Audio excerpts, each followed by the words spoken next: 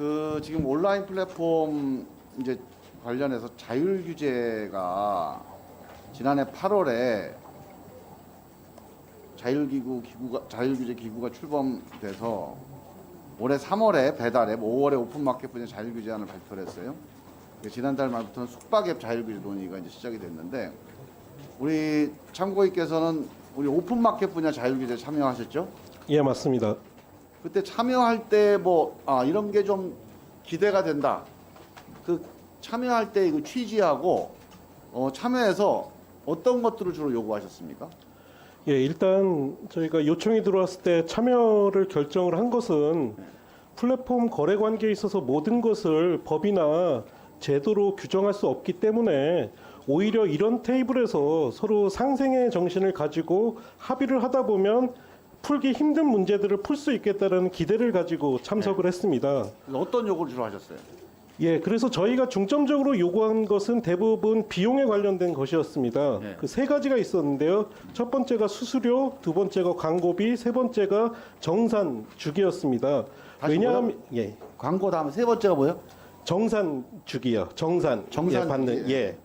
저희가 이 비용 부분을 집중적으로 요구한 것은 아무래도 저희 같은 소상공인들은 비용에 가장 민감하기도 하고 또 결국은 사업 행위이기 때문에 비용 부분이 해결된다면 다른 불공정들은 차후에 저희가 지속 가능한 협의체를 통해서 논의하고 가장 중요한 소상공인들의 부담을 줄일 수 있는 비용 문제를 논의하자고 처음부터 끝까지 일관되게 저희는 요구를 했습니다. 그게 이제 지금 자율규제 참여 논의해온 게 기간이 얼마나 돼요?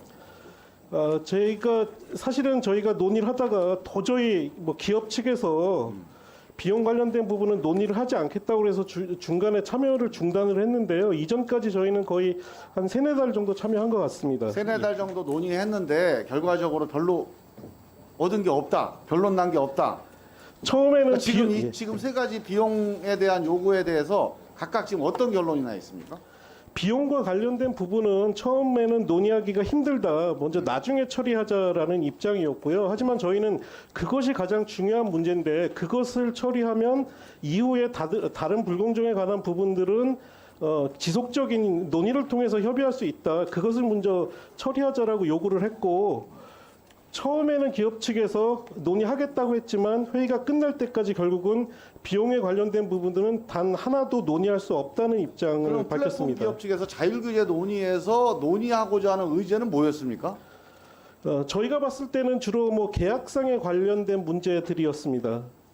지금 수수료라든가 정산이라든가 광고비 이런 비용 관련된 얘기는 일체 이건 논의 대상이 안 된다 이렇게 얘기를 했나요? 저희가 좀 간극을 줄여보려고 따로 그 정식 테이블이 아닌 따로 만나기도 했었는데 이견만 확인하고 끝까지 비용에 관련 부분은 논의할 수 없다는 입장만 전달받았습니다. 공정위에서 이 자율규제를 이제 이 판을 깔아주고 난 다음에 이런 서로 간의 이견이라든가 아니면 불통 상황에 대해서 공정위가 어떤 조정을 하거나 어떤 행정 지도를 한 게 있나요? 철저하게 당사자들의 논의였기 때문에 공정위는 저희가 참여하지 않은 이후에도 개입하지 않은 것으로 알고 있고요.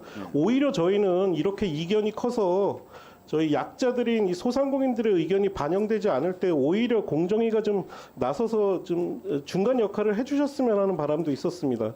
예. 그러면 일단 이렇게 보세요. 자, 공정위는 자율규제에 맡겨놓은 거고, 자율규제에서는 이제 플랫폼 기업 일종의 갑인데, 이 갑은 수수료라든가 비용 관련된 논의는 응하기 어렵다는 거고, 또 우리 입점업체들 대부분은 이 수수료나 비용 논의가 핵심이라고 보는 거고, 그러면 자율규제가 사실상 지금 멈춰서 있는 거네요. 큰 기대를 하지만 결과론적으로는 안타깝지만 자, 그렇다고 그러면 볼 수 있을 이런 것 문제를 같습니다. 해결하기 위한 그럼 자율규제는 실효성이 좀 없는 걸로 보여지는데 어떤 대안이 있겠습니까?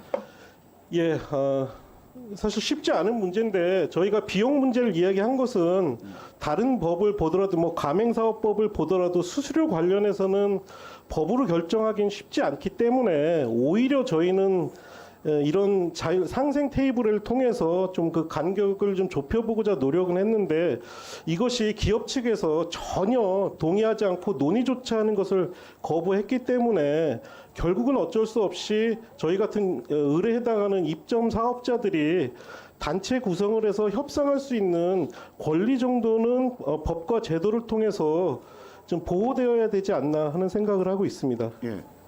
자, 우리 저 위원장님 네. 지금 말씀 좀 들으셨잖아요, 지금 참고인 얘기를. 예, 들었습니다. 실제로 제가 다른데 조사해 본 것도 다 비슷해요. 자율 규제가 상당히 불만이 많아요, 자율 규제에 대해서. 그리고 자율 규제에서 만약에 뭐가 성사가 안 되면 이 플랫폼 업체들은 별로 손해 보는 게 없어요. 근데 입점 업체들은, 이 가맹 업체들은 사실상 엄청난 이제 이런 뭐 굴레를 이제 안고 가야 된단 말이죠. 그래서 지금 자율규제 논의를 다 없앨 필요는 없는데 자율규제 논의에만 모든 걸 맡겨놔서는 이 가불관계 정리가 안 될 것 같다. 이게 제 판단입니다. 그래서 아까 지금 말씀하신 대로 최소한 뭐 수수료를 어떻게 하자 이런 세부적인 거를 법으로 만들기가 쉽지가 않잖아요. 그러면 단체 협상 관련된 제도적인 틀만이라도 만들어서 이 근본적인 가불관계의 기울어진 운동장을 시정해 줄 수 있는 이런 제도적 노력이나 제도적 뒷받침이 좀 있어야 이게 대화도, 자율적인 대화도 이루어지지 않을까 이렇게 보는데 위원장님 의견은 어떠십니까? 예, 자율규제 기구에서 뭐 세부적인 논의 과정은 저는 뭐 알지 못하지만, 예, 저희가 이제 얻어낸 것은 표준계약서 마련, 그 다음에 자율분쟁조정기구 설립, 그 다음에 수수료, 광고비 등 영세 소상공인의 부담을 약간 완화한 부분도 있는 게 사실입니다. 참고인께서 말씀하시는 과정에서는 전혀 논의가 없었다고 증언을 하셨지만 실제로는 수수료 동결 감경이 있었고 대금 정산 주기 단축 아까 뭐 쿠팡의 얘기가 그 경우인데요. 그런 부분이 일부 상생 방안 안에 포함되어 있었습니다. 이런 내용들 특히 비용과 관련된 부분이 법률에 이제 직접 규정할 수 있느냐는 사실은 좀 검토를 해봐야 될 부분인데요. 저희가 자율규제를 추진했던 이유 중에 하나가 그래도 이런 상생 방안을 이 자율규제 논의에서는 담아낼 수가 있겠다 싶어서 이제 그렇게 진행을 했던 겁니다. 그러니까 이 단체 협상권을 제도화시키는 방안은 어떠십니까? 현재 가불관계법 잘 아시는 것처럼 이제 가맹사업법, 대규모 유통업법, 대전법인데 현재 단체 협상권이 구성되어 있는 인정되고 있는 법은 현재 없고요. 가맹사업법의 경우에 단체 구성권이 인정되는 제도가 현재 법 체계에서 있는 상황입니다. 그래서 다른 유형과 같이 균형 있게 고려해서 좀 살펴봐야 될 것 같습니다. 우리 용정위원장님의 답변에 대해서 한 말씀. 예, 플랫폼이 혁신이라는 점 자체를 부정하고 싶진 않습니다. 그리고 코로나 위기 기간 동안 소비자들이 소비 패턴이 바뀌면서 플랫폼에 도움을 본 부분도 있습니다. 그런데 문제는 플랫폼들이 기업 자체의 혁신과 소비자들의 후생에 있어서 큰 도움을 줬지만 이런 혁신들이 철저하게 이용 사업을 하고 있는 소상공인들의 피해를 바탕으로 지금 이루어지고 있다는 것이 큰 문제입니다. 정산주기 말씀 아까 오전에 이야기가 나온 걸로 알고 있는데요. 심지어 쿠팡 이용 사업자들은 쿠팡에서 대박 날까 봐 걱정이라는 이야기까지 합니다. 쿠팡에서 물건이 잘 팔릴수록 오히려 정산이 늦어지고 현금 유동성이 떨어져서 사업이 망할지도 모르기 때문에 쿠팡에서 물건 조금만 팔렸으면 좋겠다, 너무 많이 안 팔렸으면 좋겠다는 이야기를 하기도 하고요. 네이버 같은 경우에는 검색 기반이기 때문에 심지어 어떤 사업자들은 제품 판매가 아닙니다. 네이버에서 소비자가 내 제품을 검색해서 클릭만 해도 심지어 내가 판매되는 제품의 가격보다 더 비싼 광고료를 내기도 합니다.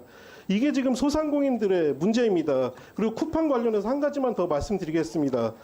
저희가 쿠팡의 불공정 문제를 지적했더니 쿠팡에서 내놓은 답변이 자사 매출의 90%가 이용사업자, 저희들 같은 소상공인 제품들의 판매가 아닌 본사가 직접 매입하는 제품의 매출이라고 했습니다. 그러니까 쿠팡은 플랫폼이지만 플랫폼이 아니기도 합니다. 저희 같은 소상공인들이 입점해서 열심히 쿠팡에서 물건을 팔면 그 결과로 쿠팡 플랫폼이 커지고 쿠팡의 제품이 가장 많이 팔립니다. 그리고 쿠팡에서 저희 제품 팔립니까? 아까도 여기 대리점 문제 말씀해 주셨는데 대리점 체제가 다 없어지고 있습니다. 왜 온라인에서 더 가격이 더 싼지 아십니까? 이런 플랫폼들이 저희 대리점과 계약돼 있는 대리점 본사에 최저가를 요구하기 때문입니다. 그래서 일부 대리점들은 나와 거래하던 소비자들이 심지어 나한테서 받아가는 제품 가격보다 쿠팡 소비자 가격이 더 싸다고 이야기를 하고 있습니다. 대리점 체계, 유통 체계가 완전히 무너지고 있습니다. 이것을 과연 플랫폼이라고 불러야 합니까, 저희가? 정말 소상공인 지금 경제 위기에서 어려운 상황 겪고 있고 많이 도와주시는 만큼 혁신하고 싶습니다. 그런데 이 혁신을 위해서는 정말 기울어진 운동장을 평평하게 만들어야 하고 소상공인들이 살아갈 수 있는 기반을 마련해 주셔야 될 것 같습니다. 소상공인들 정말 혁신하고 싶습니다. 예, 제가 시간이 딱 때문에 제가 간단하게만 위원장님께 부탁드릴게요. 지금 이 현장의 목소리하고 지금 공정위에 답변하고 너무 차이가 많습니다. 이거 해결해야 돼요, 이거.